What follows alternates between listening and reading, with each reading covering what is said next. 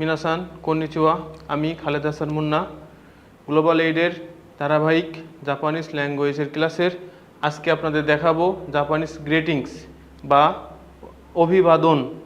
যেমন ধরুন এখানে আমি সকালবেলা লিখছি যে হলো ওহায়ো গোজাইমাস, মানে হলো শুভ সকাল, যেটা গুড মর্নিং বলি। জাপানি ভাষাতে এমন হয় যে আমরা সচরাচর অফিস অথবা বাসাতে অথবা যে কোনো কর্মক্ষেত্রে বাংলাতে তেমন একটা ইউজ করি না, কিন্তু জাপানিজরা এটাতে অনেক বেশি ইউজ হয়, অনেকে খুব বেশি ব্যবহার করে।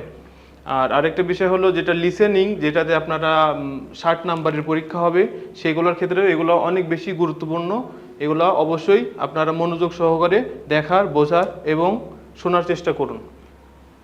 প্রথমে আমি 1 নম্বর লিখেছি ওহায়ো গোজাইমাস, মানে শুভ সকাল।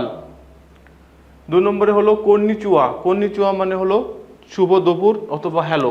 আপনার সাথে যদি কারো 11টা দেখা হয়, 10টা দেখা হয়, সে সময় আপনি হ্যালোও বলতে পারেন, কন্নিচিওয়া বলতে পারেন, অথবা কি ওহায়ো গোজাইমাসও বলতে পারেন। তারপরে 3 নম্বর আছে কোনবান ওয়া, কোনবান মানে ওয়া মানে হলো শুভ সন্ধ্যা, গুড ইভিনিং, যেটা আমরা ইংরেজিতে বলে থাকি সেটা কোনবান ওয়া। তারপর 4 নম্বর লিখছি আমি যা নে বা মাতা নে, মানে আমরা এটাকে বলি যে সি ইউ এগেইন, যেটা হলো আপনার আবার দেখা হবে অর্থে ব্যবহৃত হয় যা নে বা মাতা নে। তারপর হলো আরিগাতো গোজাইমাস, যেটা আসলে সচরাচর আসলে সবাই ইউজ করি, ধন্যবাদ। ধন্যবাদ বলে, ধন্যবাদকে জাপানিজ ভাষাতে বলে আরিগাতো গোজাইমাস।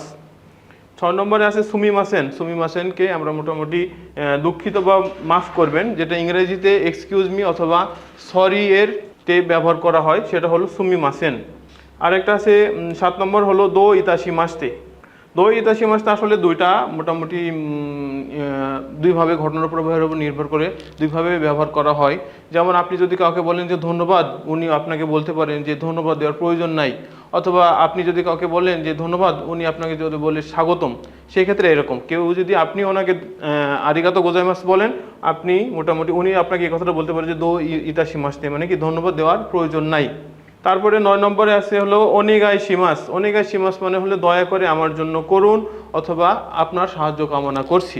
এই ওনেগাই শিমাসটা আসলে ঘটনা প্রবাহের উপরে নির্ভর করে অনেক অনেক বেশি। যেমন মোটামুটি ধরুন আপনি বাসে উঠেছেন, আপনার ভাড়াটা কেউ দিয়ে দিতে যাচ্ছে, এমন অর্থে তখন আপনি বলছে আপনার ভাড়াটাকে আমি দিয়ে দেবো, তখন আপনি বলতে পারেন যে ওনেগাই শিমাস, মানে কি আমার জন্য করুন, আমার ভাড়াটা দিয়ে দিন, এমন অর্থে। ওনেগাই শিমাসের আসলে ঘটনা প্রবাহের উপর নির্ভর করে অনেকগুলো অর্থ আছে। পরবর্তীতে আমি লিখছি যে হলো ওমেদেতো, যেটা হলো কংগ্রাচুলেশনস, অভিনন্দন, সেটা অনেক ইউজফুল একটা শব্দ। তারপরে হলো হাজিমে মাসতে, যেটা একদম 10 নম্বরে, যেটা হাজিমে মাসতে হলো প্রথম পরিচয়। জীবনে যার সাথে প্রথম পরিচয় হবে, এর আগে কখনো দেখা হয়নি, তখন আপনার প্রথম পরিচয়ে আপনি ওনাকে হাজিমে মাসতে বলে জাপানিজ কালচার অনুযায়ী মাথাটা কিছু নত করবেন। এই জন্য ওনার প্রতি যে আপনি অনুগত সেটা বোঝানোর জন্য এটা ইউজ করা হয় সর্বপ্রথম হাজিমে মাসতে। সুতরাং এইগুলো আপনারা অবশ্যই মনে রাখবেন, লিসেনিংয়ের ক্ষেত্রে খুব বেশি গুরুত্বপূর্ণ, এবং জাপানের যে প্রাত্যহিক লাইফ এই ক্ষেত্রেও এগুলো খুব বেশি ইউজফুল।